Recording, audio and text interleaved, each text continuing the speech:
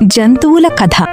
శీర్షిక: సింహం మరియు తెలివైన కుందేలు.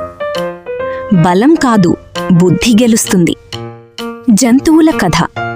శీర్షిక: సింహం మరియు తెలివైన కుందేలు. బలం కాదు, బుద్ధి గెలుస్తుంది.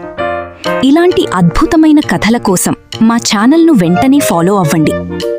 పాత్రల పరిచయం: సింహం అడవికి రాజు, కాని అహంకారంతో నిండినది. కుందేలు చిన్నది కాని చాలా తెలివైనది. ఇతర జంతువులు భయంతో జీవిస్తున్నాయి. కథ: ఒక పెద్ద అడవిలో ఒక క్రూరమైన సింహం ఉండేది. అది రోజూ ఒక జంతువును చంపి తినేది. అడవిలోని జంతువులందరూ భయంతో జీవించేవారు. చివరికి వారొక నిర్ణయం తీసుకున్నారు.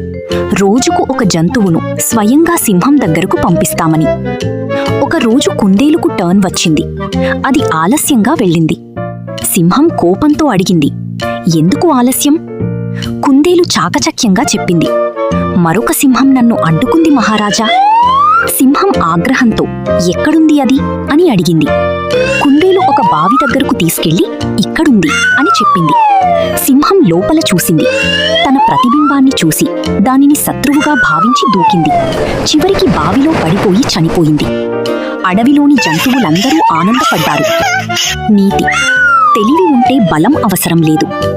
ఇలాంటి కథలు నచ్చితే లైక్ చేయండి, షేర్ చేయండి, సబ్స్క్రైబ్ చేయండి. మీ అభిప్రాయాన్ని కామెంట్ చేసి చెప్పండి ఫ్రెండ్స్. ధన్యవాదాలు.